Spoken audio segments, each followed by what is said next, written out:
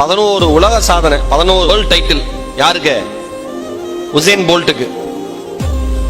அந்த ரெக்கார்டெல்லாம் எந்த மனுஷனும் இனிமேல் மனுஷனா பிறக்கிற எவனுமே அந்த வேர்ல்ட் ரெக்கார்டை வந்து பிரேக் பண்ண முடியாதுன்னு சொல்லிட்டு இருந்தாங்க. இப்ப ரீசெண்டா ஒருத்தவங்க பிரேக் பண்ணாங்க. மிகப்பெரிய ஆச்சரியம். யாரு?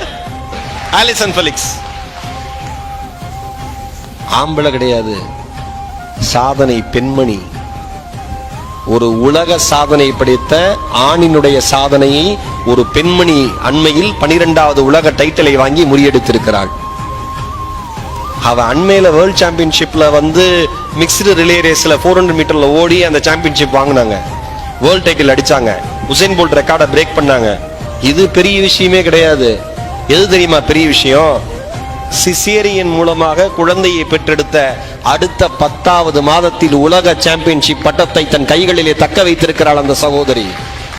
ஒவ்வொரு அத்லட்டுக்கும் ஒவ்வொரு பெரிய பெரிய பிராண்ட் கம்பெனி வந்து ஸ்பான்சர்ஷிப் பண்ணும்ல.